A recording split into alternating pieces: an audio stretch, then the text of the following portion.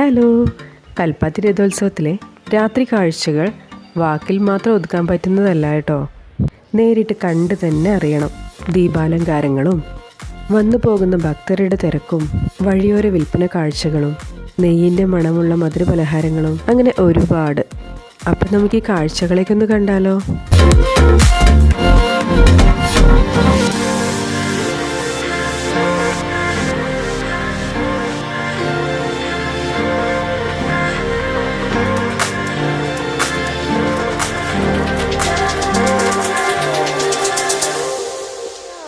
നമ്മൾ നടന്നു പോകുന്ന വഴിയുടെ ഇരുവശത്തുമായിട്ടുള്ള ദീപാലങ്കാരം ആരുടെയും മനസ്സ് മയക്കുന്നതാണ്.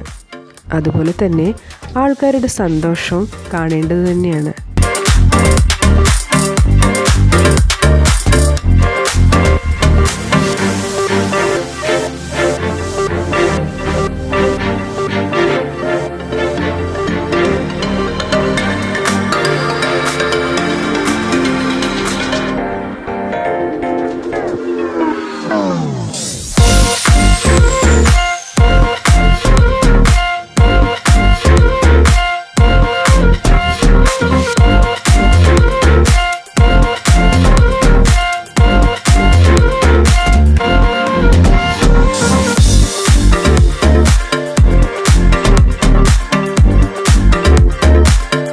ഇത് പുതിയ കൽപ്പാത്തി മന്ദക്കര മഹാഗണപതി ക്ഷേത്രമാണ്.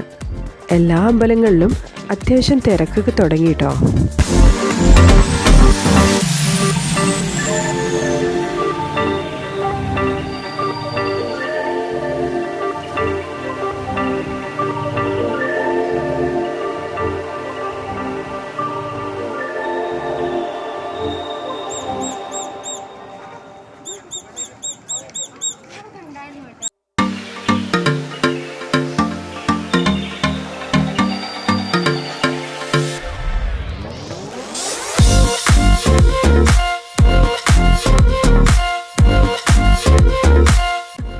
ഇതൊരു വീടിൻ്റെ ചുമർചിത്രമാണ് കേട്ടോ. കാണാൻ വളരെ നന്നായിട്ടുണ്ട്. ഒരു നല്ല കലാകാരൻ്റെ കലാവാസന നമുക്കിവിടെ കാണാം. വഴിയോര കാഴ്ചകളെല്ലാം നല്ല തകൃതിയായി നടന്നുകൊണ്ടിരിക്കുകയാണ്. വന്നു പോകുന്ന ആൾക്കാരും അതെല്ലാം വളരെയധികം എൻജോയ് ചെയ്യുന്നുണ്ട്. ഇവിടെ വഴിയോരങ്ങളിൽ വിൽപ്പന നടത്തുന്നവർ ജാതിമത ഭേദമന്യേ വളരെയധികം ഒരുമയോടുകൂടിയാണ് അവരുടെ വിൽപ്പനകളെല്ലാം നടത്തുന്നത്. ഞങ്ങളെ കഴിക്കുന്നത് ബാദുഷയാണ് കേട്ടോ. കൽപ്പാത്തിയിൽ ഉണ്ടാക്കുന്ന തനതായ രുചിയാണിത്.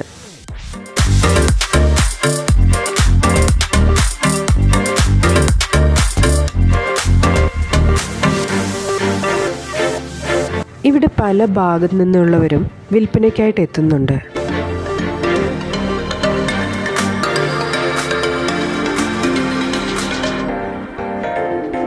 ഇത് നെയ്യിലുണ്ടാക്കിയ മൈസൂർ പാവാണ്.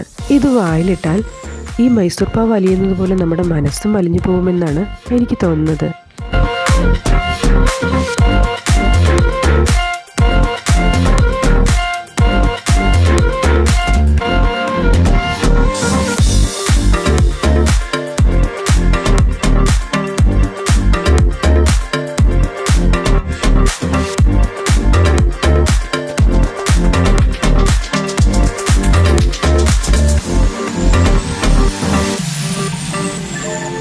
കാഴ്ചകളെല്ലാം കണ്ട് നടന്ന് ക്ഷീണിക്കുന്നവർക്കായിട്ട് ഇവിടെ സംഭാരവും വെള്ളവും എല്ലാം വിതരണം ചെയ്യുന്നുണ്ട് കേട്ടോ.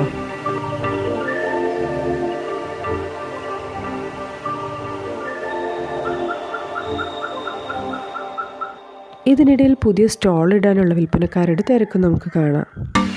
പിന്നെ ഇവിടെ വീഡിയോ ഷൂട്ട് ചെയ്യുന്നത് കണ്ടപ്പോൾ ഒരു കളിത്തോക്ക് വിൽപ്പനക്കാരൻ ഒന്നുകൂടി പൊട്ടിച്ച് കാണിച്ചു തന്നു. പക്ഷെ ആ സൗണ്ട് കേട്ട് പേടിച്ചൊരു മുത്തശ്ശൻ്റെ വീഡിയോ എനിക്കെടുക്കാൻ പറ്റിയില്ല.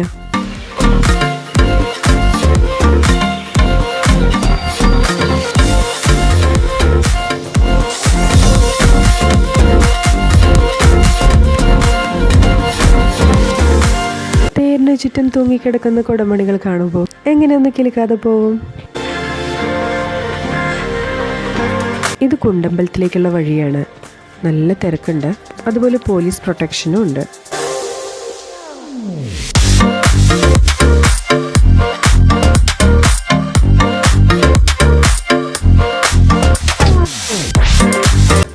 കുറേ 90s സ്വീറ്റ്സ് ഉണ്ട് കേട്ടോ.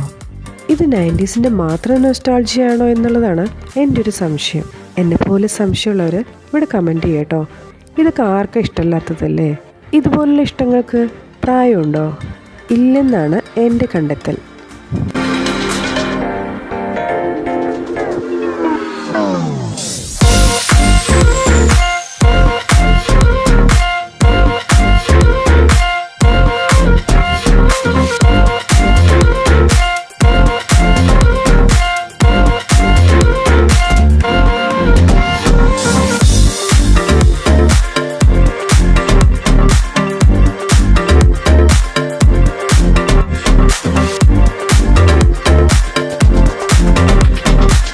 ഇതിൻ്റെ ഭംഗി കണ്ട് വാങ്ങിയതാണ് കേട്ടോ. പക്ഷെ ടേസ്റ്റ് അപാരമാണ്. കുറച്ച് സ്പൈസിയാണെന്നേ ഉള്ളൂ.